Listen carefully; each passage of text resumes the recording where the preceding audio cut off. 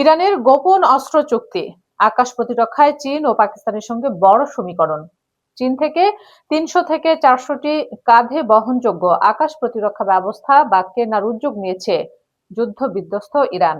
রয়টার্সের প্রতিবেদনে জানানো হয়েছে, চুক্তি সংশ্লিষ্ট ৩টি সূত্রের তথ্য অনুযায়ী প্রায় ৬০ থেকে ৭০ মিলিয়ন ডলারের এই চুক্তির প্রথম চালান আগামী কয়েক সপ্তাহের মধ্যেই ইরানে পৌঁছানোর কথা রয়েছে। আমেরিকা ও ইসরায়েলের সঙ্গে চলমান সংঘাতের মধ্যে তেহরানের আকাশ প্রতিরক্ষা ব্যবস্থা জোরদারের এটি অন্যতম বড় পদক্ষেপ। এ নিয়ে বিস্তারিত থাকছে ডেস্ক রিপোর্টে।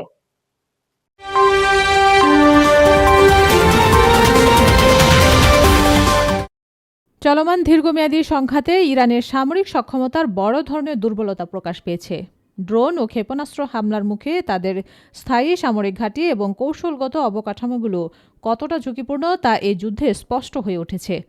যদিও ইরানের জবাবে ব্যালিস্টিক ক্ষেপণাস্ত্র ও ড্রোন হামলা চালিয়েছে, তবুও নিজেদের আকাশ প্রতিরক্ষা ব্যবস্থা আরও কার্যকর করার প্রয়োজনীয়তা প্রকট হয়ে উঠেছে। রয়টার্সের তথ্য অনুযায়ী এই চুক্তির আওতায় চীন থেকে QW-12 এবং FN-60 মডেলের কাঁধে বহনযোগ্য ক্ষেপণাস্ত্র কেনা হচ্ছে।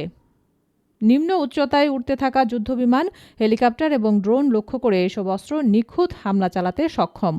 আকারে ছোট হওয়ায় ছোট দল খুব দ্রুত এগুলো এক জায়গা থেকে অন্য জায়গায় সরিয়ে নিতে এবং প্রয়োজন মতো মোতায়েন করতে পারে। ফলে স্থায়ী প্রতিরক্ষা ঘাঁটির তুলনায় এগুলো অবস্থান শনাক্ত করে ধ্বংস করা শত্রুর পক্ষে বেশ কঠিন। এই পুরো চুক্তির মধ্যস্থতাকারী হিসেবে হংকং ভিত্তিক জংকুইং বাওসাং ইন্টারন্যাশনাল ইনভেস্টমেন্ট নামের একটি প্রতিষ্ঠান চীনের সরবরাহকারী পক্ষের সঙ্গে ইরানের যোগাযোগের দায়িত্ব পালন করছে। তবে চীনের পররাষ্ট্র মন্ত্রণালয় এ ধরনের চুক্তির খবর সম্পূর্ণ ভিত্তিহীন বলে দাবি করেছে। বেজিংয়ের ভাষ্য, সংঘাতে অবসান ও শান্তি প্রতিষ্ঠার ভূমিকা রাখাই তাদের নীতি। অন্যদিকে ইরানের পররাষ্ট্র মন্ত্রণালয় এ বিষয়ে কোনো মন্তব্যই করেনি। চুক্তি সম্পন্ন হলেও সরবরাহের সময়সূচি, চূড়ান্ত সংখ্যা কিংবা বাস্তবায়নের অন্যান্য দিক এখনও পরিবর্তিত হতে পারে বলে সতর্ক করেছে সংশ্লিষ্ট সূত্রগুলো। পরিকল্পনা অনুযায়ী প্রথম চালানের অস্ত্র পশ্চিম চীনের উরুমকি থেকে যাত্রা শুরু করে পাকিস্তান হয়ে ইরানে পৌঁছানোর কথা রয়েছে। তবে পুরো পরিবহন ব্যবস্থা আকাশপথে হবে নাকি স্থলপথে হবে তা এখনও স্পষ্ট করা হয়নি।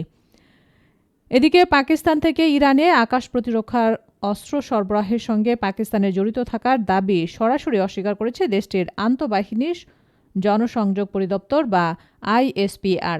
সংস্থাটি জানিয়েছে, এ ধরনের খবর সম্পূর্ণ মনগড়া ও অসত্য। পাশাপাশি মধ্যপ্রাচ্য ও পশ্চিমা নিরাপত্তা সূত্রগুলো জানিয়েছে, ইরান কেবল QW-12 নয়, বরং আরও উন্নত QW-18 এবং QW-19 মডেলের ক্ষেপণাস্ত্র সংগ্রহের সম্ভাবনাও খতিয়ে দেখছিল। ইউরোপীয় একটি নিরাপত্তা সূত্র জানিয়েছে, এসব অস্ত্র বিক্রির একাধিক চুক্তি নিয়ে আলোচনা চললেও সবগুলো চুক্তি শেষ পর্যন্ত চূড়ান্ত হয়েছে কিনা তা নিশ্চিত নয়। সামরিক বিশ্লেষকদের মতে গত 2 দশকে ইরান ক্ষেপণাস্ত্র, ড্রোন ও রাডার প্রযুক্তিতে বড় বিনিয়োগ করলেও আধুনিক যুদ্ধের ময়দানে কেবল দীর্ঘ পাল্লার অস্ত্রই যথেষ্ট নয়। বিশেষ করে নিচু দিয়ে উড়ে আসা লক্ষ্যবস্তু ঠেকাতে স্বল্প পাল্লার আকাশ প্রতিরক্ষা ব্যবস্থা অত্যন্ত গুরুত্বপূর্ণ।